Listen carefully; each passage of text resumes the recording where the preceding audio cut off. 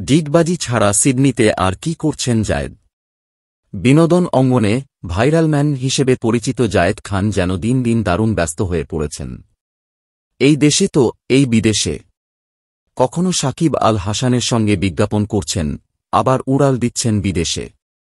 মঞ্চে বিড়ির গানের তালে তালে নাচ করে আনন্দ দিচ্ছেন দর্শকদের। আবার নিজের সিগনেচার স্টেপ ডিগবাজিও খাচ্ছেন।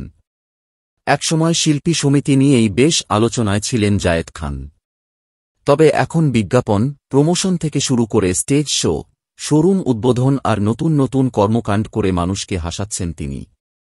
ঈদের সময় জায়েদের অভিনীত সিনেমা সোনার চর মোটামুটি সাড়া ফেলেছে। তবে এবার অস্ট্রেলিয়ায় নুসরাত ফারিয়ার সঙ্গে ঘুরতে দেখা গেছে জায়েদ খানকে। গত মাসের শেষ সপ্তাহে মেলবোর্ন ও সিডনিতে শো করতে গেছেন এই অভিনেতা। এই ভ্রমণে তাঁর পাশে দেখা যাচ্ছে জনপ্রিয় অভিনেত্রী নুসরাত ফারিয়াকেও।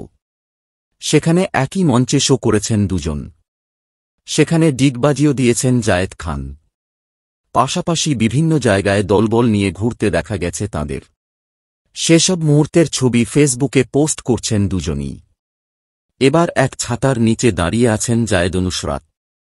দেখে মনে হচ্ছে জায়েদ কোনো মজার কথা বলছেন আর নুসরাত মাথা নিচু করে হাসছেন। ম্যাচিং করা পোশাকও পরেছেন দুজন। সিডনি অপেরা হাউসের তীরে এই ছবি পোস্ট করেছেন নায়িকা নিজেই। ক্যাপশনে লিখেছেন, ভাই আমরা সিডনি আছি, দেখা হচ্ছে 5 মে।